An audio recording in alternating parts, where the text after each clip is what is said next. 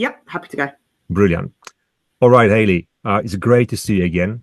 Before we jump into the project stuff, for anyone watching who doesn't know you, can you give us a quick intro? What do you do at the Buckinghamshire Council?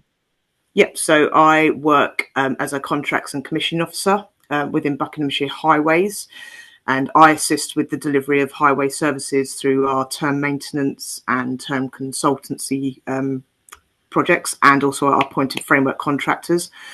Specifically, I support a lot of the internal teams with their commissioning process from start to finish. So teams like our parking services, our highways development, but we also help small parish councils with small highways projects and getting them commissioned through our framework as well.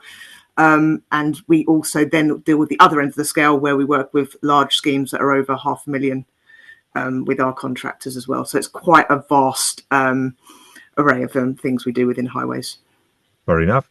So you did the Greenbelt course with us last year, and not long after you delivered a lean project that ended up saving around £20,000. Yep. Did you have any idea it would turn out into something that big when you started?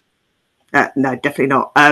So when the project started, it was just going to be like a simple risk register and a single place where we can record and monitor the risks within Buckinghamshire Highways. Mm-hmm.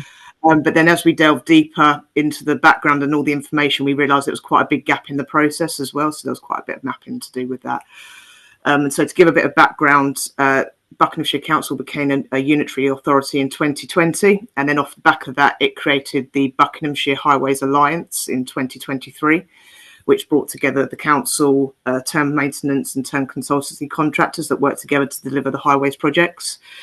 Prior to this current project, only risks that were really recorded were on a corporate level, were anything over £1 million, and it was on a central system called Pentana, but it had to be over that £1 million threshold. Mm-hmm. So everything that was at a departmental level was just managed by the teams themselves, so that it could be sort of in any format possible, could be saved anywhere. It could have varying levels of details in that as well. So we just wanted to try and get something in place that was simple to use. It kept all the information concise and exactly what we wanted, and everyone had visibility of that as well. So, yeah. So, if I remember correctly, when you started, the idea initially was to generate a saving of around £3,500, give or take. What was the turning point? What did shift in the end? So that resulted in this massive increase in the cost saving in the end. So as I say, to start with, it was just creating this risk register, and we used an item called SharePoint lists, and it was just part of the Microsoft package which we'd already used, and we'd used it on some other projects as well. And that just gave us that template to add the data and monitor it as we go, and giving everyone visibility. The beauty with SharePoint lists is it has a version history, and everything that happens on there is recorded. So any sort of note that's put on there, anything that's taken out, deleted, is added. So it's one single source of truth, which is great. You can add and save data on there, which is great compared to spreadsheets, which is not always easy. And you can attach documents and as many documents as you want. But the great thing is it works really well with other products, particularly Microsoft products, which are in the suite. Mm-hmm. And this is where we started to explore what other products we could use to help bring this list, take this list further. And that's where we found automation and the use of automation. That's right. And the automation itself played a key role, didn't it? Yes. So what was that standard you already been thinking about? I mean, the automation itself, was it something that was considered initially, or was that something that came about later once you started getting into the project itself, and that became like a natural solution to move things forward? So it's something that we have used before in some of our other projects. We've worked quite well with managing our contracts with the term consultancy and maintenance, because we were receiving lots of information, having to get lots of information out to client teams. So we used that as a sort of an administrative tool to send emails. So we knew it could work with some smaller cases, but what we found is as we looked into the automation even more, we got a better understanding of what it can actually do and the different activities it could do on your behalf.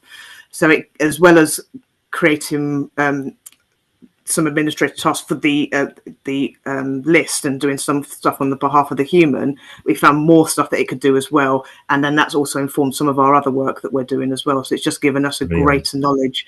So actually in practice now, as well as, so it helps to populate the list. It will determine direction of travel for a risk. It will set next action dates. It sends regular reminders when the reviews are due. It lets you know if anything's overdue. And then our newest thing is it's creating monthly reports that can then be taken to various operational boards and be discussed at those meetings as well, and then being reported back as well. So that's yeah, and it pretty much runs itself at the moment. So that's amazing to hear. The automation itself has started to become almost like a way to go for most of the lean projects these days, where you can effectively utilize tools to do all those works and tasks that would be normally manual, just to speed things up, to free up resource and effectively increase efficiency. So seeing more of that present in lean projects is something what I really admire, and I'm really happy to see that in your project as well. That's really good. Now let's talk about the coaching sides for a bit. How did you find the one-to-one support throughout your project? Was it helpful having someone to bounce off the ideas and keep things moving? How did you find that element of the training?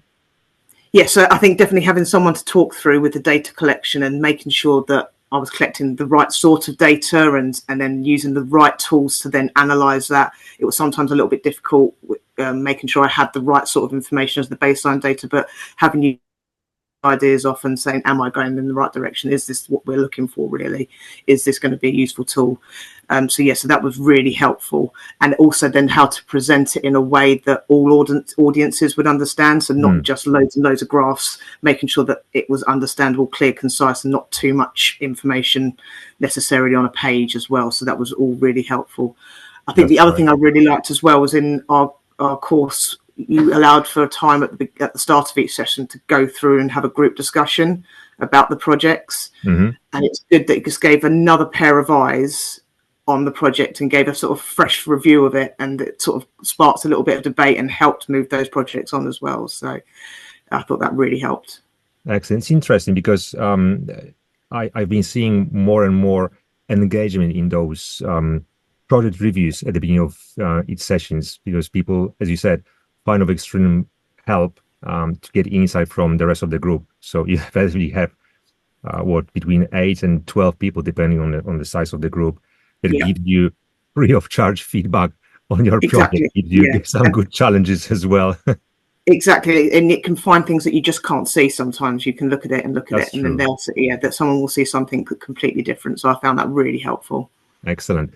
Now, project to side for the moment and the cost savings. I'm interested to know about any potential surprises that you sort of caught along the way. I mean, was there anything that caught you out unexpectedly during the project? Anything that you found of extreme surprise, a roadblock, anything that put you on hold? To be honest, no. It was very well supported from the start. It almost sort of fell into my lap at the right moment, that it came about as part of a discussion with my line manager, and we were doing this course, and I thought this was the perfect opportunity. So they supported it right from the beginning and have been on the journey the whole way through. So I didn't really have any roadblockers, which was great. I mean, the biggest thing is the actual financial saving. I knew it could save time, but I just didn't really put that into a financial saving as well of how big that could be. So that was one of the biggest surprises. And then also just in the 3-month period, just having that visibility of everything in one place that everyone can view and regularly reviewing has allowed 90% of the risks now to be set at their target score, whereas before when we started, I think they were about 50%. So just that's amazing. Having it in one place is just in itself is really good. And they're now looking at the moment, it's just focusing on sort of our maintenance and asset teams, but they're on about expanding it to maybe our street works and our network safety teams, and potentially using the template for other departments within the council as well as a guide to use. So when we spoke about the benefits, we obviously focused on the cost saving element being those 20K roughly. But if I remember correctly, the time saved on this project was something in the region of 500 hours a year. Nearly 500, yeah, nearly Exactly. 500 hours. Yeah, That's a lot. I mean, yeah. if someone does not operate on the cost saving principle, and I doubt that anyone doesn't these days, the sheer number of hours saved through the Lean project speaks for itself. I mean, 500 hours annually. And this is just one project, so Yeah. it's worth considering anyway. So just to wrap this all up, I'm curious to know for the people who are thinking about taking the Greenbelt course, but maybe wondering is it actually going to work for me? Is it going to work for my organization? What would you say to them? Well, hopefully my project shows that just a small, simple change in the process can yield quite a significant saving, as you say, not just in cost, but in time as well. Mhm. And the course itself just provides you with that knowledge and gives you the tools to be able to harness these savings. So it's something I would definitely recommend and would consider, and for anyone who's considering undertaking the course. Brilliant. Hayley, I honestly love what you've done with this. This is honestly appreciated. Taking something what looked like a small idea and turning it into something that really made a really impact. That's exactly what the Lean is all about. So thank you very much for sharing this with us. I like I said, it's a pleasure to have you here. And I'm really grateful you find the time to speak with me and effectively giving everyone else a chance to learn more about the idea of the Lean training and what can this bring to the business and actually to themselves as people who are going up in ranks, getting more into the Lean world. So once again, appreciate your time today. Have a fantastic day and hopefully we'll catch up soon again. Yes, thank you very much. Yes, we'll do. Thank you.